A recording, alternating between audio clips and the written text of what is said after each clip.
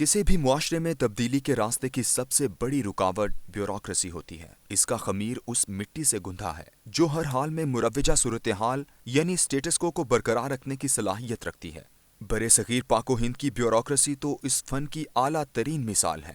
اس کا آغاز تو ملاحظہ کیجیے۔ ہندوستان میں ایسٹ انڈیا کمپنی بنگال اور دیگر علاقوں میں حکومت بنا چکی تھی۔ برطانوی حکومت نے اسے ہندوستان 4 لاکھ پاؤنڈ کے اجارے پر دے رکھا تھا، لیکن اس کے افسران نے کرپشن اور اقربا پروری اس قدر بڑھ چکی تھی کہ 1768 کے بعد کمپنی سالانہ 4 لاکھ پاؤنڈ بھی ادا کرنے کے قابل نہیں رہی تھی۔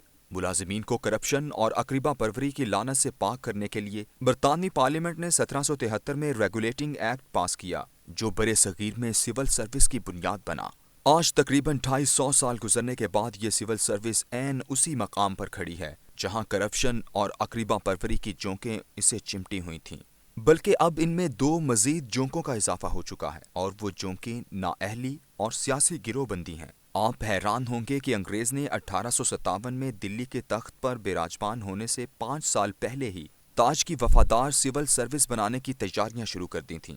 وہ تمام ملازم جو ایسٹ انڈیا کمپنی میں اعلیٰ بیوروکریسی کا حصہ تھے، انہیں مشہور ہیلے کالج لے جایا گیا اور وہاں ان کو مخصوص ٹریننگ دی گئی، جس کا بنیادی مقصد ایک ایسا مضبوط ڈھانچہ فراہم کرنا تھا جو حالات و حوادث کی زد میں بھی قائم رہے اور تاج برطانیہ کی حکومت کو مضبوط بھی رکھے اور عوام کو بھی اس مسلسل غلامی کی نعمتوں پر اکتفا کر کے سکون اور امن بحال رکھے۔ اس تربیت سے جو افراد نکھر کر سامنے آئے وہ آج تک کی برِ صغیر پاک و ہند کی بیوروکریسی کے رول ماڈل ہیں۔ اس بیوروکریسی کو مضبوط و مستحکم رکھنے کے لیے 1861 میں انڈین سول سروس ایکٹ منظور کیا گیا، جس کی کوکھ سے ایک کالا انگریز افسر برآمد ہوا جو اپنے نام کے ساتھ ICS کا تمغہ سجاتا تھا۔ پاکستان بنا تو یہ غلامی کا طوق ویسے ہی پہچان کے طور پر قائم رکھا گیا۔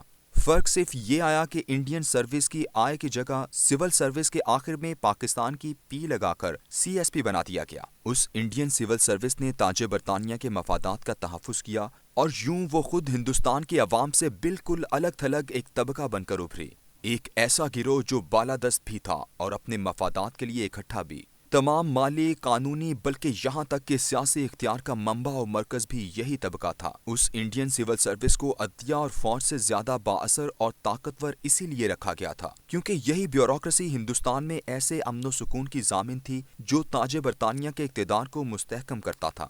یہی وجہ ہے کہ پاکستان بننے کے بعد بھی انہوں نے کسی طور پر خود سے سینئر باقی 2 گروہوں یعنی سیاسی اشرافیہ اور فوجی بیوروکریسی کی بالادستی کو قبول نہیں کیا۔ پاکستان کی پہلی آئین ساز اسمبلی کے توڑنے کا کارنامہ جو ایک بیوروکریٹ گورنر جنرل غلام محمد نے سر انجام دیا، اس سے لے کر پہلے مارشل لاء کا صحرا بھی بیوروکریٹ صدر سکندر مرزا کے سر ہی رہا۔ اس وقت تک عدلیہ اپنی گزشتہ برطانوی راج کی روش پر چلتی ہوئی تاج کے ان وفاداروں کے فیصلوں پر مہر تصدیق ثبت کرتی تھی، لیکن پھر اس سول سروس کی جونیئر پارٹنر یعنی فوج کو احساس ہوا کہ اصل طاقت کا سرچشمہ تو وہ ہیں۔ پاکستانی عدلیہ کے بدنام ترین اور بددیانت چیف جسٹس منیر احمد نے جب سکندر مرزا کے مارشل لاء کو جائز قرار دیا تو جنرل ایوب نے اسی رات سول بیوروکریسی کے نمائندے سکندر مرزا کو معزول کر کے خود اور اپنے ادارے فوج کو سینئر پارٹنر بنا دیا۔ اس کے بعد یہ جونیئر پارٹنر بیوروکریسی مسلسل اپنے نئے بننے والے سینئر پارٹنر فوج کے ساتھ مل کر آج تک صرف ایک ہی فریضہ انجام دیتی چلی آ رہی ہے، یعنی مروجہ صورتحال کا تحفظ۔ یعنی امیر، غریب، وڈیرا، ہاری، آفیسر، کلرک، سیاستدان، سیاسی ورکر سب اپنی اپنی جگہ خوش و خرم رہیں۔ کوئی ہاری وڈیرا بننے یا سیاسی ورکر لیڈر بننے کی خواہش نہ کرے۔ کوئی اگر نچلے طبقے سے اوپر چلا آئے تو اسے ایسے اپنے رنگ میں رنگ لیا جائے کہ وہ اپنی ذات، اوقات اور مقام بھول کر مقتدر قوتوں کا ساتھی لگنے لگے۔ سول بیوروکریسی کے اس رویے کو جس کسی نے بھی چیلنج کرنے کی کوشش کی، انہوں نے اسے نشان عبرت بنا دیا۔ ان کے خلاف جو بھی رپورٹ مرتب ہوئی وہ ڈسٹ بن ہی نہیں بلکہ گٹر کی زینت بنا دی گئی۔ جسٹس کارنیلیس کی 1959 سے 1962 تک 3 سالہ محنت پر مبنی رپورٹ نے تبدیلی کی سفارشات مرتب کیں، لیکن انہوں نے جنرل ایوب کو اس تبدیلی سے ایسے خوفزدہ کیا کہ اس نے کانوں کو ہاتھ لگا لیے اور رپورٹ دفن کر دی گئی۔ ذوالفقار علی بھٹو جس نے ان کے ساتھ کم از کم 15 سال کام کیا تھا، وہ ان کی رگ رگ سے واقف تھا۔ بھٹو 1973 میں ایسی اصلاحات لے کر آیا کہ جس نے ان کا ڈھانچہ تک بدل کر رکھ دیا۔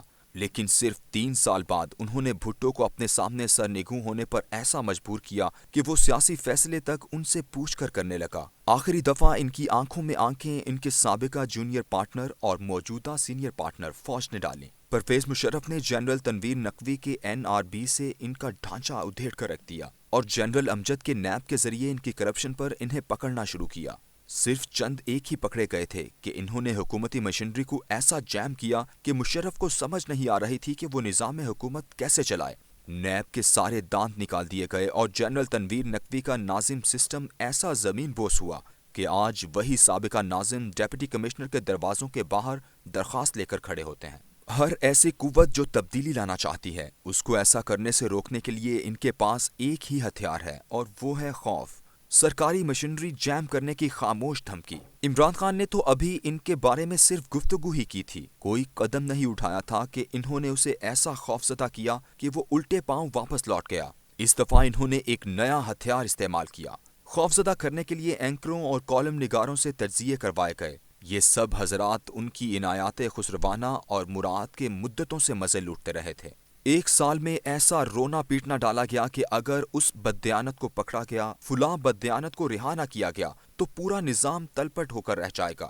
وہ بیوروکریسی جس نے گزشتہ 40 سال میں کرپشن اور بددیانتی کو سکہ راج الوقت بنایا، جنہوں نے تمام کاموں میں تیز رفتاری صرف اس لیے دکھائی کہ ان سے ان کی کمیشن اور کک بیک وابستہ تھی، جن افسران کے اثاثوں کی ڈکلریشن آج بھی مقدس ہیں اور کوئی انہیں چھو بھی نہیں سکتا، چھاپ بھی نہیں سکتا، جنہوں نے اس ملک میں 40 سال سے سیاسی آقاؤں کے ذریعے میڈیا کے منہ موتیوں سے بھرے، سیاستدانوں کو بددیانتی کے گر سکھا کر انہیں ارب پتی بنایا۔ بدقسمتی یہ ہے کہ یہ پورا گروہ آج عمران خان کو اتنی سی بات سے خوفزدہ کر چکا ہے کہ اگر تم نے ہم سے کرپشن پر سوال کیا تو ہم حکومتی پہیہ جیم کر دیں گے۔ خان صاحب، یہ پہیہ ان قوانین سے جیم ہوتا ہے جو انہوں نے خود بنائے ہوئے ہیں، یہ سرخ فیتہ انہوں نے خود تخلیق کیا ہے۔ جس دن عمران خان میں یہ ہمت آ گئی کہ وہ یہ تمام قوانین بدل سکیں، رولز آف بزنس نئے مرتب کر سکیں، اس دن تبدیلی بھی آ جائے گی، ورنہ ابھی تک تو وہ ناکامی کی سیڑھی پر تیزی سے پھسل رہا ہے۔